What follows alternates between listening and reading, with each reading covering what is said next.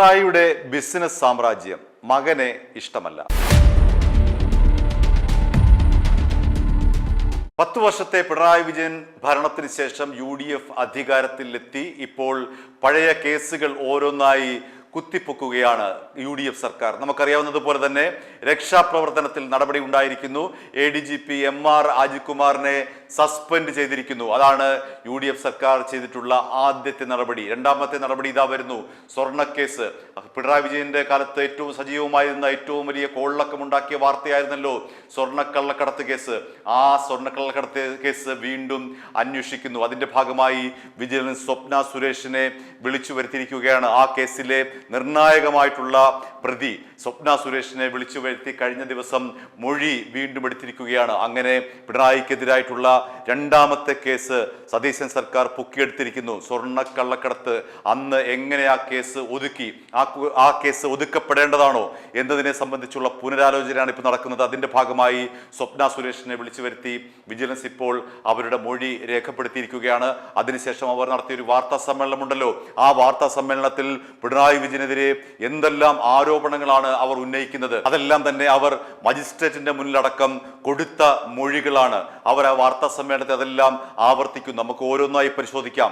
സ്വപ്ന സുരേഷ് ആദ്യമായി പറയുന്ന കാര്യം പിണറായി വിജയന് കൃത്യമായ ഒരു ബിസിനസ് സാമ്രാജ്യമുണ്ട് എന്നാണ്. അമേരിക്കയിലും യൂറോപ്പിലും മിഡിൽ ഈസ്റ്റിലുമായി പരന്നു കിടക്കുന്ന ഒരു വലിയ ബിസിനസ് സാമ്രാജ്യത്തിന്റെ ഉടമയാണ് പിണറായി വിജയൻ എന്ന് സ്വപ്ന സുരേഷ് പറയുന്നു. മാത്രമല്ല മിഡിൽ ഈസ്റ്റിലെ അദ്ദേഹത്തിന്റെ ബിസിനസ്സുമായി ബന്ധപ്പെട്ട യാത്രയിൽ താൻ പങ്കാളിയായിരുന്നു എന്നുകൂടി അവർ പറയുന്നു. ഇവിടെ പിണറായി വിജയൻ പലപ്പോഴും നമ്മൾ കണ്ടിട്ടുണ്ടല്ലോ, പിണറായി വിജയനും ഭാര്യയും കുടുംബവും കൂടി വിദേശത്തേക്ക് പോകുന്നത്. പക്ഷേ എവിടേക്ക് പോകുന്നു എന്നതിനെ സംബന്ധിച്ച്, എന്തിനു പോകുന്നു സംബന്ധിച്ച് കൃത്യമായ ഉത്തരമില്ല. പലപ്പോഴും അദ്ദേഹം അമേരിക്കയിലേക്ക് പോകുന്നു. എന്തിനു പോകുന്നു എന്ന് ചോദിക്കുമ്പോൾ അദ്ദേഹത്തിന് ഉത്തരമില്ല. പലപ്പോഴും അദ്ദേഹം മിഡിൽ ഈസ്റ്റിലേക്ക് പോകുന്നു. എന്തിനു വേണ്ടി പോകുന്നു എന്നതിനെ സംബന്ധിച്ച് ഒരു കൃത്യമായ ഉത്തരമില്ല. നമ്മൾ ഊഹിച്ചെടുക്കുകയാണ്. അദ്ദേഹം ചികിത്സയ്ക്ക് വേണ്ടി അമേരിക്കയിൽ പോകുന്നു. അങ്ങനെ ഒരു പ്രതീതി സൃഷ്ടിച്ചുകൊണ്ടാണ് അമേരിക്കയിലേക്ക് പോകുന്നത്. എന്നാൽ സ്വപ്ന സുരേഷിന്റെ വാക്കുകൾ വിശ്വസിക്കാമെങ്കിൽ ആ ചികിത്സയ്ക്ക് വേണ്ടിയല്ല അദ്ദേഹം പോകുന്നത്, മറിച്ച് അവിടുത്തെ ബിസിനസ് ആവശ്യങ്ങൾക്ക് വേണ്ടിയിട്ടാണ് പോകുന്നത് എന്ന ധ്വനിയാണ് സ്വപ്ന സുരേഷിന്റെ വാക്കുകളിൽ നിന്ന് വായിച്ചെടുക്കാൻ കഴിയുന്നത്. മാത്രമല്ല ഇവിടെ പ്രധാനപ്പെട്ട മറ്റൊരു കാര്യം കൂടി നമുക്ക് ശ്രദ്ധിക്കേണ്ടതുണ്ട്. വിവരാവകാശ നിയമപ്രകാരം എത്ര തവണയാണ് പിണറായി വിജയൻ വിദേശയാത്ര നടത്തിയത് എന്ന് ചോദിച്ചപ്പോൾ 8 തവണ എന്നാണ് പറയുന്നത്. 8 തവണയല്ല അദ്ദേഹം പോയിട്ടുള്ളത് എന്നാണ് പുറത്തു വരുന്ന വിവരം. 2020 മാത്രം 13 ദിവസമാണ് പിണറായി വിജയൻ വിദേശത്തായിരുന്നത്. അങ്ങനെ ഇതിന്റെ സൂക്ഷ്മ വിവരങ്ങളൊന്നും തന്നെ ഇപ്പോൾ വിവരാവകാശ കമ്മീഷൻ നൽകുന്നില്ല എന്നുള്ള ഒരു പരാതി കൂടി നിലനിൽക്കുമ്പോഴാണ് സ്വപ്ന സുരേഷ് ഇത്തരം കാര്യങ്ങൾ വെളിപ്പെടുത്തുന്നത്. അമേരിക്ക, യൂറോപ്പ്, മിഡിൽ ഈസ്റ്റ് അടക്കം അദ്ദേഹം ഒരു വലിയ ബിസിനസ് നെറ്റ്വർക്ക് കെട്ടിപ്പടുത്തിട്ടുണ്ട് എന്നാണ് സ്വപ്ന സുരേഷ് പറയുന്ന ആദ്യത്തെ കാര്യം. രണ്ടാമത്തെ കാര്യം എന്ന് പറയുന്നത് അദ്ദേഹത്തിന് മകനോട് വലിയ താല്പര്യമില്ല. വിവേക് കിരൺ എന്ന തന്റെ സ്വന്തം മകനോട് പിണറായി വിജയന് വലിയ താല്പര്യമില്ല. അദ്ദേഹം ഇപ്പോഴും ശ്രദ്ധ കൊടുക്കുന്നത് തന്റെ മകൾ വീണ വിജയനോടാണ്. നമുക്കറിയാമല്ലോ മെയ് 27-ാം തീയതി നടന്ന ED റെയ്ഡും അതേ തുടർന്നുണ്ടായ കേസും കൂട്ടവും ഒക്കെ നമുക്ക് എല്ലാവർക്കും അറിയാവുന്നതാണ്. അവിടെ മകളെ പ്രതിരോധിക്കാൻ അദ്ദേഹം തുടക്കത്തിലെ ശ്രദ്ധിച്ചു. മെയ് 27-ാം തീയതിയിലെ ED ചോദ്യം ചെയ്യാനുമായിട്ട് അദ്ദേഹത്തിന്റെ ബേക്കറി ജംഗ്ഷനിലുള്ള വീട്ടിലേക്ക് വന്നപ്പോൾ അദ്ദേഹം പാർട്ടി സ്വാധീനം ഉപയോഗിച്ചുകൊണ്ട് വേണം പറയാം അവിടേക്ക് 200-300ഓളം സഖാക്കളെ അണിനിരത്തിക്കൊണ്ട് ED ഉദ്യോഗസ്ഥരെ ആക്രമിക്കുന്ന കാഴ്ചയാണ് കണ്ടത്. അതിൽ പിണറായി വിജയന്റെ റോളില്ല എന്ന് നമുക്ക് കൃത്യമായി പറയാൻ കഴിയുമോ എന്ന് ചോദിച്ചാൽ തെളിവില്ലാതെ പറയാൻ കഴിയില്ല എന്ന് തന്നെയാണ് നമുക്ക് പറയാൻ കഴിയുന്നത്. പക്ഷേ അവിടെ യുക്തിസഹമായി ചോദിച്ചു കഴിഞ്ഞാൽ തീർച്ചയായിട്ടും അദ്ദേഹത്തിന് അവിടെ ഒരുപക്ഷെ റോൾ ഉണ്ടായേക്കാം. അടിവരയിട്ട് പറയുന്നു, ആ ആൾക്കൂട്ടത്തെ വിളിച്ചു വരുത്തുന്നതിൽ അദ്ദേഹത്തിന് റോൾ ഉണ്ടായേക്കാം. അല്ലെങ്കിൽ അദ്ദേഹം മൗനമായി തന്നെ അങ്ങനെ ഒരു ആൾക്കൂട്ടത്തിന് അനുമതി കൊടുത്തിരിക്കാം എന്ന് നമുക്ക് കരുതേണ്ടിയിരിക്കുന്നു. ഇവിടെ സ്വപ്ന സുരേഷും പറയുന്നതാണ്, മകളോടാണ് അദ്ദേഹത്തിന് താല്പര്യം. മകൻ വിവേക് കിരണിനോട് അദ്ദേഹത്തിന് വലിയ താല്പര്യമൊന്നുമില്ല. നമുക്കറിയാം വിവേക് കിരണിനെ നമ്മൾ കാര്യമായി കണ്ടിട്ടില്ല. ഏറ്റവും ഒടുവിലായി വിവേക് കിരണിനെ കാണുന്നത് അദ്ദേഹം ഗുരുവായൂർ ദർശനത്തിന് വന്നപ്പോഴുള്ള CCTV ക്യാമറ വഴിയാണ്. ഒരു മിന്നായം പോലെ പോകുന്ന ഒരാൾ. അതിനപ്പുറത്തേക്ക് വീണയെ പോലെ നമ്മൾ വിവേക് കിരണിനെ കാണുന്നില്ല. അതിന് ഉത്തരമായിട്ടാണ് സ്വപ്ന സുരേഷ് പറയുന്നത് വിവേക് കിരണിനോട് പിണറായി വിജയന് യാതൊരു താല്പര്യവുമില്ല എന്നുള്ളത്. ഇനി മൂന്നാമത് സ്വപ്ന സുരേഷ് പറയുന്ന ഒരു കാര്യം അദ്ദേഹത്തിന്റെ വിദേശയാത്രയുമായി ബന്ധപ്പെട്ട് തന്നെയാണ്. നമ്മൾ ഏതെങ്കിലും മുഖ്യമന്ത്രിയെ കണ്ടിട്ടുണ്ടോ അദ്ദേഹം ഇന്ത്യയിലെ ഏതെങ്കിലും ഏതെങ്കിലും മുഖ്യമന്ത്രിമാർ വിദേശത്തേക്ക് പോകുമ്പോൾ അദ്ദേഹത്തിനൊപ്പം അദ്ദേഹത്തിന്റെ ഭാര്യയും കുടുംബവും ഉണ്ടാകുന്നത് നമ്മൾ കണ്ടിട്ടുണ്ടോ? അതേസമയം ലോക രാജ്യങ്ങളിലെ നേതാക്കന്മാർ പോകുമ്പോൾ അവർക്ക് ഒപ്പം ഭാര്യമാരുണ്ടാകും. ഫസ്റ്റ് ലേഡി എന്ന നിലയിലാണ് അവിടെ വിദേശ രാഷ്ട്ര തലവന്മാർ ഭാര്യമാരെ കൊണ്ടുപോകുന്നത്. ഡൊണാൾഡ് ട്രംപ് വരുമ്പോൾ അദ്ദേഹത്തിനൊപ്പം ഭാര്യ ഉണ്ടാകും. ബാരാക് ഒബാമ പോകുമ്പോൾ അദ്ദേഹത്തിന്റെ ഒപ്പം ഭാര്യ ഉണ്ടാകും. ലോകത്തിലെ പ്രധാനപ്പെട്ട എല്ലാ നേതാക്കളും വിദേശ രാജ്യം സന്ദർശിക്കുമ്പോൾ മിക്കവാറും നിർബന്ധമില്ല എങ്കിൽ പോലും അതൊരു കീഴ്വഴക്കം എന്ന നിലയിൽ അവരുടെ ഭാര്യമാരെ ഫസ്റ്റ് ലേഡി എന്ന നിലയിൽ കൊണ്ടുപോകാറുണ്ട്. അതേസമയം നമ്മുടെ മുഖ്യമന്ത്രിമാർ അങ്ങനെ കൊണ്ടുപോകുന്ന ഒരു പതിവില്ല. ഇന്ത്യയിലെ ഏത് മുഖ്യമന്ത്രിയാണ് വിദേശത്ത് പോകുമ്പോൾ ഭാര്യമാരെ ഒപ്പം കൂട്ടുന്നത്? പക്ഷേ പിണറായി വിജയൻ വിദേശത്തേക്ക് പോകുമ്പോൾ ഭാര്യ കമലയെ ഒപ്പം കൂട്ടുന്നു. ഫസ്റ്റ് ലേഡി എന്ന നിലയിൽ ഒരു രാജ്യത്തിന്റെ തലവൻ പെരുമാറുന്നത് പോലെയാണ് പിണറായി വിജയൻ കമലയും കൊണ്ട് വിദേശത്തേക്ക് പോകുന്നത് എന്നാണ് സ്വപ്ന സുരേഷ് ആരോപിക്കുന്ന മറ്റൊരു ആരോപണം. അതായത് കമല എന്ന് പറയുന്നത് ഫസ്റ്റ് ലേഡിയാണ് എന്ന നിലയിലാണ്, ഒരു രാഷ്ട്രത്തലവന്റെ ഭാര്യ എന്ന നിലയിൽ തന്നെയാണ് പിണറായി വിജയൻ ഭാര്യയെ കൂട്ടുന്നത് എന്ന് സ്വപ്ന സുരേഷ് ആരോപണം ഉന്നയിക്കുന്നു. മറ്റൊന്ന്, പിണറായി വിജയന്റെ സ്ട്രാറ്റജി, പൊളിറ്റിക്കൽ സ്ട്രാറ്റജി, അതായത് രാഷ്ട്രീയ തന്ത്രങ്ങൾ ആവിഷ്കരിക്കുന്നത് ഇപ്പോഴും CM രവീന്ദ്രനും ശിവശങ്കറുമാണ്. ശിവശങ്കർ നമുക്കറിയാമല്ലോ, അദ്ദേഹത്തിന്റെ മുൻ പ്രിൻസിപ്പൽ സെക്രട്ടറി ആയിരുന്നു. CM രവീന്ദ്രൻ നമുക്കറിയാമല്ലോ, അദ്ദേഹത്തിന്റെ അഡീഷണൽ പ്രൈവറ്റ് സെക്രട്ടറി ആയിരുന്നു. സ്വർണ്ണക്കടത്തുമായി ബന്ധപ്പെട്ട് അദ്ദേഹത്തിന്റെ പ്രിൻസിപ്പൽ സെക്രട്ടറി ആയിരുന്ന ശിവശങ്കറെ എൻഫോഴ്സ്മെന്റ് ഡയറക്ടറേറ്റും കസ്റ്റംസും ചോദ്യം ചെയ്തു. അതിനുശേഷം ജയിലിലേക്ക് അടച്ചു. പിന്നീട് ശിവശങ്കറെ ജോലിയിൽ നിന്ന് സസ്പെൻഡ് ചെയ്തു. അതിനുശേഷം അദ്ദേഹം റിട്ടയർഡ് ആയി. ഇപ്പോൾ അദ്ദേഹം റിട്ടയർമെന്റ് ലൈഫ് ആസ്വദിക്കുകയാണ്. പക്ഷേ സ്വപ്ന സുരേഷ് പറയുന്നത് അങ്ങനെയല്ല. അദ്ദേഹം ഇപ്പോഴും പിണറായി വിജയന്റെ തന്ത്രങ്ങൾ ആവിഷ്കരിക്കുന്നതിൽ ഏറ്റവും മുഖ്യ പങ്ക് വഹിക്കുന്നത് ശിവശങ്കറാണ് എന്നാണ്. മറ്റൊന്ന്, പിണറായി വിജയന്റെ സ്ട്രാറ്റജി തീരുമാനിക്കുന്നത് അഡീഷണൽ പ്രൈവറ്റ് സെക്രട്ടറി ആയിരുന്ന അദ്ദേഹത്തിന്റെ മുൻ അഡീഷണൽ പ്രൈവറ്റ് സെക്രട്ടറി ആയിരുന്ന CM രവീന്ദ്രനാണ്. അദ്ദേഹവും ശിവശങ്കറും കൂടി ചേർന്നിട്ടാണ് പിണറായി വിജയൻ എന്തു പറയണം, എങ്ങനെ പെരുമാറണം, എന്തൊക്കെ എവിടെല്ലാം എങ്ങനെയെല്ലാം പെരുമാറണം എന്ന് തീരുമാനിക്കുന്ന തന്ത്രജ്ഞരാണ് ഈ രണ്ടുപേരും എഴുതി കൊടുക്കുന്ന നോട്ടുകൾക്കപ്പുറത്തേക്ക്, എഴുതി കൊടുക്കുന്ന വാചകങ്ങൾക്കപ്പുറത്തേക്ക് വേറെ ഒന്നും കാര്യമായി പിണറായി വിജയന് ബുദ്ധിയില്ല. അങ്ങനെ സ്വന്തമായി ഒരു സ്ട്രാറ്റജി തീരുമാനിക്കാനും അങ്ങനെ സ്വന്തമായിട്ടൊരു രാഷ്ട്രീയ തന്ത്രം രൂപീകരിച്ച് നടപ്പിലാക്കാനും തക്ക ശേഷിയൊന്നും പിണറായി വിജയൻ ഇല്ല എന്ന് സ്വപ്ന സുരേഷ് പറയുന്നു. മറിച്ച് അദ്ദേഹത്തിന്റെ പിന്നിൽ നിൽക്കുന്ന ഈ കോക്കസ് എന്ന് പറയുന്നത് ശിവശങ്കറും രവീന്ദ്രനും അടങ്ങുന്ന കോക്കസ് ആണ്. അവരാണ് പിണറായി വിജയനെ നിയന്ത്രിക്കുന്നത്. യഥാർത്ഥത്തിൽ പിണറായി വിസം എന്ന പുതിയ സിദ്ധാന്തത്തിന് പിന്നിൽ ആരാണ് എന്ന് ചോദിച്ചാൽ കൃത്യമായി CM രവീന്ദ്രനും ശിവശങ്കറുമാണ് എന്ന് നമുക്ക് സ്വപ്ന സുരേഷിനെ ഉദ്ധരിച്ച് പറയേണ്ടി വരും. സ്വപ്ന സുരേഷ് പറയുന്ന മറ്റൊരു കാര്യം, ഞാൻ മജിസ്ട്രേറ്റിന്റെ മുന്നിലടക്കം നൽകിയ മൊഴികൾ കൃത്യമായുണ്ട്, അത് ഇതുവരെയും തിരുത്തിയിട്ടില്ല, ഇനി തിരുത്താൻ ഉദ്ദേശിക്കുന്നുമില്ല. കാരണം ഞാൻ പറഞ്ഞത് മുഴുവൻ സത്യമാണ്, ഇപ്പോൾ പറയുന്നതും സത്യമാണ്. ഏത് വിജിലൻസിന് മുന്നിലും ഏത് അന്വേഷണ ഏജൻസിക്ക് മുന്നിലും ഞാൻ വരാം. കാരണം തന്നെ നിരവധി തവണ പിണറായി വിജയന്റെ കാലത്ത് ക്രൂശിലേറ്റപ്പെട്ടിട്ടുണ്ട് താൻ. അതുകൊണ്ട് തന്റെ സത്യാവസ്ഥ, തന്റെ നിരപരാധിത്വം തെളിയിക്കേണ്ട തന്റെ ഉത്തരവാദിത്തമാണ്. അതുകൊണ്ട് ഒരു ഡീലിനും താൻ തയ്യാറായില്ല. ഇത്രയും നാൾ എവിടെയാണ് സ്വപ്ന സുരേഷ്? എന്തെങ്കിലും തരത്തിലുള്ള ഡീലായോ, ഏതെങ്കിലും തരത്തിലുള്ള സാമ്പത്തിക ഇടപാട് മൂലം നേരത്തെയുള്ള മൊഴികളൊക്കെ മാറ്റി, ആ കേസൊക്കെ മാറ്റി ഒതുങ്ങിപ്പോയോ എന്നൊക്കെയുള്ള ചോദ്യത്തിന് അവർ കൃത്യമായി മറുപടി പറയുന്നു. ഒരു തരത്തിലെ ഡീലുമില്ല, ഒരു സാമ്പത്തിക ഇടപാടുമില്ല, കേസുകളൊന്നും തന്നെ ഒത്തുതീർപ്പാക്കിയിട്ടില്ല, ഒത്തുതീർപ്പാക്കാൻ ഉദ്ദേശിക്കുന്നില്ല.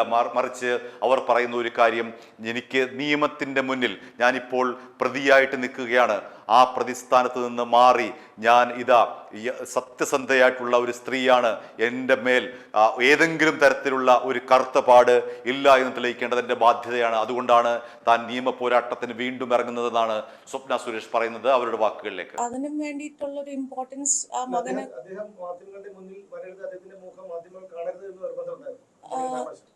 അങ്ങനെ നിർബന്ധമല്ല. It is basically he is not considered important in that family എന്നാണ് നമുക്ക് മനസ്സിലായിട്ടുള്ളത്.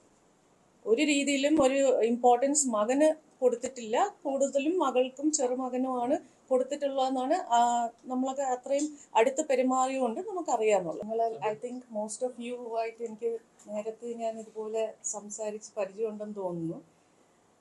ഇന്ന് ഞാനിവിടെ വന്നത് എനിക്കെതിരെ അല്ലെങ്കിൽ നമുക്കെതിരെ എടുത്ത ഫേക്ക് കേസിന് ബെയിൽ എക്സിക്യൂട്ട് ചെയ്യാൻ വേണ്ടിയിട്ടാണ്. What was A fake case? നിങ്ങൾക്കൊക്കെ ഓർമ്മ ഉണ്ടായിരിക്കും, ഞാൻ ഷാജ് കിരൺ എന്ന് പറയുന്ന ഒരു വ്യക്തിയുടെ ഓഡിയോ റെക്കോർഡിംഗ് വരെ കേൾപ്പിച്ച് ഞാനൊരു പത്രസമ്മേളനം നടത്തിയിട്ടുണ്ടായിരുന്നു HRDS ഓഫീസിൽ വെച്ച് കഴിഞ്ഞ പ്രാവശ്യം.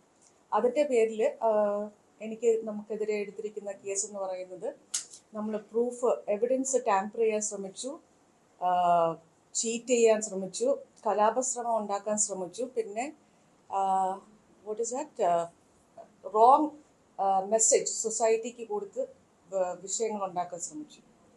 ഇതുപോലെ എത്ര അധികം ഫേക്ക് കേസാണ് മിസ്റ്റർ പിണറായി വിജയൻ എനിക്കെതിരെ എടുത്തിരിക്കുന്നതെന്ന് അറിയാവോ? ഒരു കള്ള കേസിന്റെ പേരിലാണ് ഞാനിപ്പോൾ ബെയിൽ എക്സിക്യൂട്ട് ചെയ്യാൻ വന്നിരിക്കുന്നത്.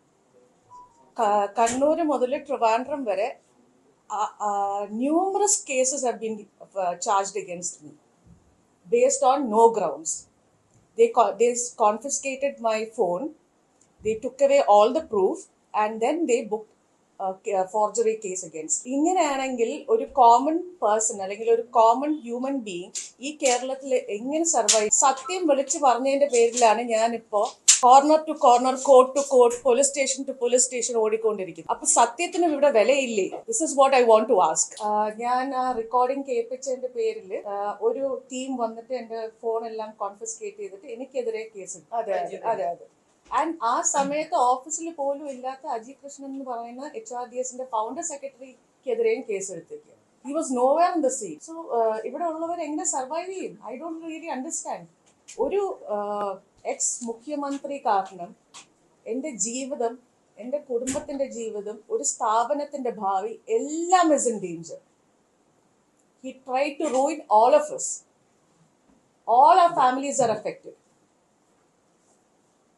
ഈ മുഖ്യമന്ത്രി അധികാരത്തിൽ നിന്ന് പോയതുകൊണ്ടാണോ ഇപ്പോൾ കേരളത്തിലേക്ക് മടങ്ങി വന്നത്? 100% അത് തന്നെയാണ്. ബിക്കോസ് ഇനിയിപ്പോൾ പോസിബിലിറ്റീസ് ഉണ്ട്, തിരിച്ച് ഇവിടെ സർവൈവ് ചെയ്യാൻ പറ്റും, നമ്മളൊക്കെ സേഫ് ആണെന്നുള്ളൊരു വിശ്വാസത്തിന്റെ പേരിലാണ് തിരിച്ചു വന്നിരിക്കുന്നത്. അഫ്കോഴ്സ് അവര് റൂൾ ചെയ്തുകൊണ്ടിരുന്നപ്പോൾ അല്ലെങ്കിൽ ഭരിച്ചുകൊണ്ടിരുന്ന സമയത്ത് അവർക്ക് റെസ്ട്രിക്ഷൻസ് ഉണ്ടായിരുന്നു എന്നെ അറ്റാക്ക് ചെയ്യാൻ. പക്ഷെ ഇപ്പൊ അവർ ഭരണത്തിലില്ലാത്തപ്പോൾ ഡബിൾ റിസ്ക് ആണെങ്കിൽ പോലും ഇപ്പൊ അവർക്ക് എന്തും ചെയ്യാനുള്ള ഫ്രീഡം ഉണ്ടല്ലോ. ഇപ്പൊ ഫോർ എക്സാമ്പിൾ ED ഉദ്യോഗസ്ഥർക്ക് പോലും സേഫ്റ്റി ഇല്ലാത്ത ഒരു സ്റ്റേറ്റ് ആണിത്. അപ്പം but I am just taking that risk because I need to come back. എൻ്റെ മകനെയും കൊണ്ട് ഞാൻ തിരിച്ചു വന്നു, തിങ്കിങ് ദാറ്റ് ഈ പുതിയ ഗവർണൻസ് എന്തെങ്കിലും ഒരു ജീവിക്കാനുള്ളൊരു പോസിബിലിറ്റി അല്ലെങ്കിൽ ഒരു സാധ്യത ഉണ്ടാക്കി തരുമെന്നാണ് എൻ്റെ വിശ്വാസം. ഇല്ല, we are planning on thinking because political അജണ്ടയുടെ ഭാഗമായി എനിക്കെതിരെ കുറേ കേസ് എടുത്തിട്ടുണ്ട്. നോട്ട് ദി എക്കണോമിക് ഒഫൻസസ്, അത് കൂടാതെ സത്യങ്ങൾ വിളിച്ചു പറഞ്ഞതിൻ്റെ പേരിൽ ഒരുപാട് കേസ് എടുത്തിട്ടുള്ളതുകൊണ്ട് I want to go and meet the home affairs minister as well as the chief minister.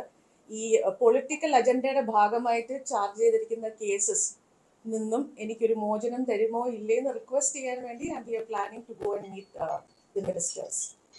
Political പ്രശ്നങ്ങളാണ് HRDS നിന്ന് പുറത്തു പോകേണ്ടി വന്നത്. ഇപ്പോൾ റീജോയിൻ ചെയ്തു, എങ്ങനെ പോകുന്നു?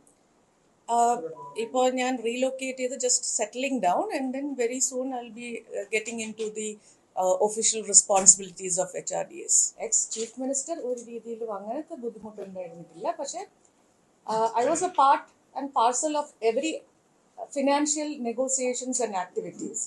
അപ്പോൾ ആ ഒരു പ്രൂഫും എവിഡൻസും എൻ്റെ കയ്യിലുള്ളതുകൊണ്ടാണ് സത്യം തുറന്ന് പറയേണ്ട ഒരു അവസ്ഥയിൽ എന്നെ കൊണ്ട് എത്തിച്ചപ്പോൾ ഞാൻ സംസാരിക്കാൻ തുടങ്ങിയത്. അപ്പോൾ അവരെന്നെ എല്ലാ രീതിയിലും ഒന്നീ ഈ വേൾഡിൽ നിന്ന് എന്നെ എലിമിനേറ്റ് ചെയ്യുക, അതല്ലെങ്കിൽ എനിക്കെതിരെ കേസുകൾ എടുത്ത് ഫേക്ക് കേസുകൾ ചാർജ് ചെയ്ത് എന്നെ ജയിലിലാക്കുക എന്നുള്ളൊരു അജണ്ടയുടെ ഭാഗമായിട്ടാണ് ഞാൻ ഈ കിടന്ന് അനുഭവിക്കുന്നത്. നമ്മൾ ആരും ഒന്നും തുറന്നു പറയാൻ പാടില്ല. മിസ്റ്റർ പിണറായി വിജയനെതിരെ ആര് സംസാരിച്ചാലും അവർക്ക് they have to face the worst in the world എന്നുള്ളതാണ് ഒരു അവരുടെ ഒരു മോഡസ് ഓപ്പറാൻഡി. ഇനിയാവാം, ബിക്കോസ് ഇപ്പോൾ അവര് ഭരിക്കാത്തതുകൊണ്ട് all the goondas are free to do whatever they want. So അങ്ങനെ ചോദിച്ചു കഴിഞ്ഞാൽ definitely there is a risk while living in Kerala.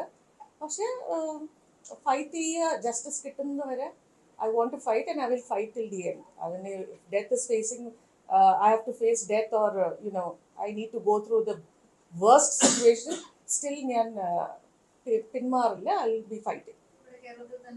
അതെ അതെ, ഇവിടെ തന്നെ.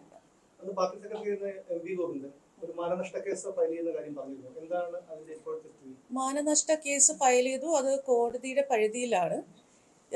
അത് തന്നെ ഒന്ന് ചിന്തിച്ചു നോക്കൂ. ഞാൻ ഈ കമ്മ്യൂണിസ്റ്റ് പാർട്ടി റൂൾ ചെയ്യുന്ന 2016 മുതൽ when I was closely associated with them, ഇങ്ങനത്തെ ഒരു സർപ്രൈസിങ് ക്യാരക്ടർ എക്സിസ്റ്റ് ചെയ്യുന്നുണ്ടെന്ന് പോലും എനിക്കറിയില്ല. I don't know who's is M V Govindan. പുള്ളിക്കാരനെ ഞാൻ ആരോടും അല്ലെങ്കിൽ ഫേസ്ബുക്കിൽ പോലും ഡയറക്റ്റ് വന്നിട്ട് പറഞ്ഞിട്ടില്ല എം വി ഗോവിന്ദൻ എന്ന് പറഞ്ഞ ക്യാരക്ടർ എന്നെ പേഴ്സണലി വിളിച്ചു എന്ന്.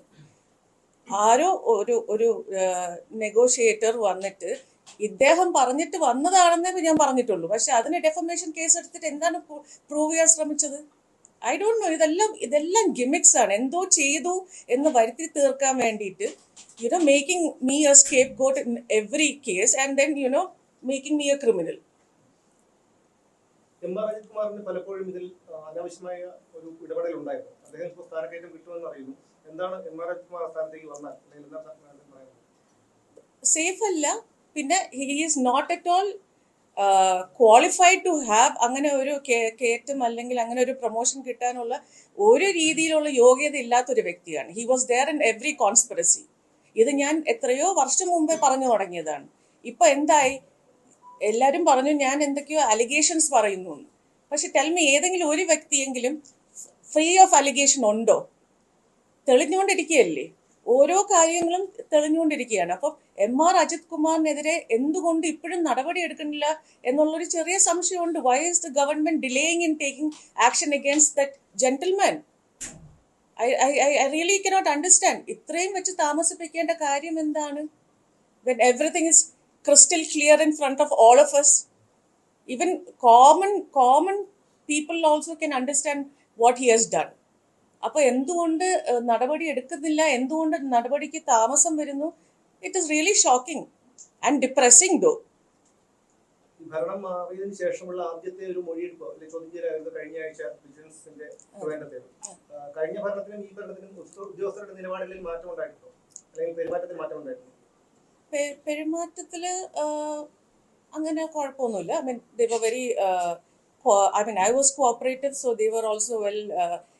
ഞാൻ ഡിസേർവ് ചെയ്യുന്ന ഡിഗ്നിറ്റിയും ഡ്യൂ റെസ്പെക്റ്റും തന്നു തന്നെയാണ് ചോദ്യം ചെയ്തിട്ടുള്ളത്. അതിലൊന്നും ഇതേവരെ ഒരു ഇതും ഉണ്ടായിട്ടില്ല. പിന്നെ ലുക്കിംഗ് ഫോർവേഡ് എന്തെങ്കിലും സത്യങ്ങൾ വെളി വരുമോ, based on my evidence, based on my statement? നമുക്ക് ചുമ്മാ ഏതെങ്കിലും ഒരു വ്യക്തിയെക്കുറിച്ച് എന്തെങ്കിലും പറയാൻ പറ്റുമോ? ചുമ്മാ അലിഗേഷൻസ് പറയാൻ പറ്റത്തില്ല. അപ്പം ഞാൻ കൊടുത്ത സ്റ്റേറ്റ്മെന്റ്, ഞാൻ കൊടുത്തിട്ടുള്ള എവിഡൻസിന്റെ ബേസ് ചെയ്ത് എന്തെങ്കിലും ഒരു പോസിറ്റീവ് ആക്ഷൻ ഒഫീഷ്യൽസിന്റെ ഭാഗത്തുനിന്ന് വരുമെന്നാണ് ഞാൻ പ്രതീക്ഷിക്കുന്നത്. എം ശിവശങ്കർ ഇപ്പോഴും പല ഒഫീഷ്യൽ മീറ്റിംഗുകളിലും പങ്കെടുക്കുന്നതായി കേൾക്കുന്നുണ്ട്. അതിനെ എന്തെങ്കിലും അതേക്കുറിച്ച് അറിയാമോ? ഞാനും പലയിടത്തുനിന്നും അറിഞ്ഞു that he is secretly working for mister Pinarayi Vijayan. ഇപ്പോഴും നോട്ട്സ് എഴുതി കൊടുക്കാനും എവിടെയൊക്കെ ഇൻവെസ്റ്റ്മെന്റ് ചെയ്തിട്ടുണ്ടോ അതിന്റെ ഫോളോ അപ്സും ബാക്കിയുള്ള കാര്യങ്ങളും മിസ്റ്റർ ശിവശങ്കർ ചെയ്യുന്നുണ്ടെന്നുള്ള ക്ലിയർ ഇൻഫർമേഷൻ എനിക്കും കിട്ടിയിട്ടുണ്ട്.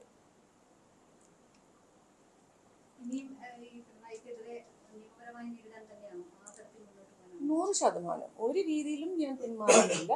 ഇത്രയും നാള് എല്ലാരും ചോദിക്കുന്ന ഒരു ചോദ്യമാണ്, എവിടെയാണ് സ്വപ്ന സുരേഷ്? സെറ്റിൽമെന്റ് ആയോ അല്ലെങ്കിൽ ഒരു പിന്മാറിയോ? It's not that. എന്തെങ്കിലും പുതിയതായിട്ട് ഡിക്ലെയർ ചെയ്യാനോ വെളിപ്പെടുത്താനോ ഉണ്ടെങ്കിൽ I definitely come before the media. I am not into any kind of settlement. My fight is still on and I will go on fighting till I get justice. Pinarayi വിജയന്റെ കുടുംബമായിട്ട് വളരെ അടുപ്പമുണ്ടായിരുന്ന ഒരു വ്യക്തിയാണ്. പിണറായി വിജയന്റെ വിദേശ യാത്രകളെ കുറിച്ച് വിവരാവകാശ നിയമപ്രകാരം ചോദിച്ചപ്പോലും 8 യാത്രകളുടെ വിവരങ്ങൾ മാത്രമേ കിട്ടിയിട്ടുള്ളൂ. അപ്പോൾ വിദേശ രാജ്യങ്ങളിൽ ഇൻവെസ്റ്റ് ചെയ്തിട്ടുണ്ടോ, അങ്ങനെ അവർ എന്തിനാണ് പലപ്പോഴും, അതായത് 2020 ചികിത്സയ്ക്ക് പറഞ്ഞ് പോയിട്ട് 13 ദിവസങ്ങളിൽ നിന്നും അവിടെ എന്ത് ചെയ്യുകയായിരുന്നു എന്നുള്ളത് അജ്ഞാതമാണ്. മടങ്ങി വന്നത് പലപ്പോഴും UAE വഴിയാണ്. അവിടെ ഇൻവെസ്റ്റ് ചെയ്തിട്ടുണ്ടോ? They have investments across US, Europe and of course the Middle East.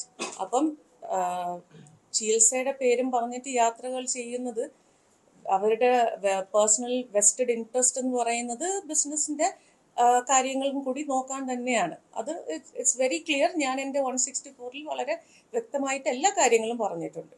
Because പല പ്രാവശ്യവും ഞാനും അതിന്റെ ഭാഗമായി ദുബായ് പോയിട്ടുണ്ട്. അതുകൊണ്ട് ഐ നോ വെരി ക്ലിയർലി എന്തിനാണ് മിഡിൽ ഈസ്റ്റിൽ പോകുന്നതെന്ന്. സാധാരണ ഈ രാഷ്ട്രത്തലവന്മാരുടെ ഭാര്യമാരോടാണ് ഇപ്പം അനുഗമിക്കുന്നത്. മുഖ്യമന്ത്രിയുടെ ഭാര്യ അനുഗമിക്കുന്നത് കേരളത്തിൽ മാത്രമേ ഉള്ളൂ എന്ന് എനിക്ക് തോന്നുന്നു. അപ്പൊ അതേക്കുറിച്ച് എന്താണ്? കാരണം മേഡം കുടുംബമായിട്ടും അവരുടെ കമല മേഡമായിട്ടും ഒക്കെ വളരെ അടുപ്പമുള്ള ഒരു വ്യക്തിയാണ്. Well, she is actually trying to behave or act or try to prove to the society that she is the first lady. US president വൈഫാണ് അങ്ങനെ പോവാറ്. അപ്പോൾ ഒരു സംസ്ഥാനത്തിൻ്റെ എക്സ് മുഖ്യമന്ത്രിയുടെ വൈഫ് ഫസ്റ്റ് ലേഡി ആയിട്ട് പെരുമാറാൻ ശ്രമിക്കുന്നത് അത്രയും power. She is the one who's deciding things. Mister Vijayan I don't think is so powerful like his wife. കാര്യങ്ങളൊക്കെ തീരുമാനിക്കുന്നത് CM രവീന്ദ്രനും M ശിവശങ്കറും കമല മേഡമാണെന്ന് മാധ്യമങ്ങളിൽ മേഡം പറഞ്ഞതായിട്ട് കണ്ടിരുന്നു. 100% എനിക്കറിയാന്നുള്ള കാര്യമാണല്ലോ. അവരാണ് നോട്ട്സ് എഴുതുന്നത്. പത്രസമ്മേളനത്തിൽ അല്ലെങ്കിൽ ഒരു പദ്ധതിയെക്കുറിച്ച് എന്താണ് സംസാരിക്കേണ്ടത്, അതിൻ്റെ സ്ട്രാറ്റജി, അതിൻ്റെ പ്ലാൻസ്, അതിൻ്റെ ഇംപ്ലിമെൻറ്റേഷൻ എങ്ങനെയാണെന്നുള്ളത് ഇവർ 3 പേരും തീരുമാനിച്ചിട്ടാണല്ലോ ഇത് കേരളത്തിൽ വെളിയിൽ പറഞ്ഞത്. കേരളത്തിലെ ജനങ്ങൾ അറിയുന്നത് ഇവരുടെ ഹാർഡ് വർക്ക്, ഇവരുടെ ഹോം വർക്ക്, ഇവരുടെ പ്ലാനിങ് ആണ്, ഇവരുടെ മാസ്റ്റർ ബ്രെയിൻ ആണ്. അല്ലാതെ Mr. Pinarayi Vijayan does not have that time and brain to actually prepare strategies and implement it, because he doesn't have all that time and the brains. It's the ഈ 3 പേരാണ് ഇതെല്ലാം ചെയ്യുക. Well അതിനും വേണ്ടിയിട്ടുള്ളൊരു importance ആ മകന് അദ്ദേഹം മാധ്യമങ്ങളുടെ മുന്നിൽ വരരുത്, അദ്ദേഹത്തിന്റെ മുഖം മാധ്യമങ്ങൾ കാണരുത് എന്ന് നിർബന്ധമുണ്ടായിരുന്നു. അങ്ങനെ നിർബന്ധമല്ല. It is basically he is not considered important in that family എന്നാണ് നമുക്ക് മനസ്സിലായിട്ടുള്ളത്. ഒരു രീതിയിലും ഒരു ഇമ്പോർട്ടൻസ് മകന് കൊടുത്തിട്ടില്ല. കൂടുതലും മകൾക്കും ചെറുമകനുമാണ് കൊടുത്തിട്ടുള്ളതെന്നാണ് നമ്മളൊക്കെ അത്രയും അടുത്ത് പെരുമാറിയുകൊണ്ട് നമുക്കറിയാമെന്നുള്ളത്. ഇതിൻ്റെ പിന്നിൽ പ്രവർത്തിച്ചത് ആർക്കു വേണ്ടി? Who are the beneficiaries? Who all really benefited? Keralam മൊത്തം വിറ്റ് തൊലയ്ക്കാൻ വേണ്ടി ഇറങ്ങിത്തിരിച്ച ഓണറബിൾ ചീഫ് മിനിസ്റ്റർ കമല മാഡത്തിനും മോളായ വീണയ്ക്കും അതേപോലെ തന്നെ മകൻ UAE-യിൽ ഇരുന്നു കൊണ്ട് പ്രവർത്തിച്ചു കൊണ്ടിരിക്കുന്ന എല്ലാ സ്കാംസും പുറത്തു വരും. ഇതിൽ എനിക്ക് ജയിലിൽ കിടക്കേണ്ടി വന്നാൽ പോലും I have no regrets, but I will still fight and I'll make sure that these people also come with me to the jail. ഇതിൽ തീരുന്നില്ല. അവർ വളരെ ഇമ്പോർട്ടൻ്റ് ആയിട്ടുള്ള ഒരു പേഴ്സണാലിറ്റിയും കൂടി ചോദ്യം ചെയ്യണം. അതാണ് CM Raveendran, who is actually the confidential or private secretary to the honorable chief minister. അദ്ദേഹത്തിന് ചോദ്യം ചെയ്ത് കഴിഞ്ഞാൽ ഒരുപാട് കാര്യങ്ങൾ ഇനിയും പുറത്തു വരും. i2i News, an eye for truth. i2i News subscribe ചെയ്തിട്ടില്ലാത്തവർ ഇപ്പോൾ തന്നെ സബ്സ്ക്രൈബ് ചെയ്യുക. നോട്ടിഫിക്കേഷൻ ലഭിക്കുവാൻ ബെൽ ബട്ടണും അമർത്തുക.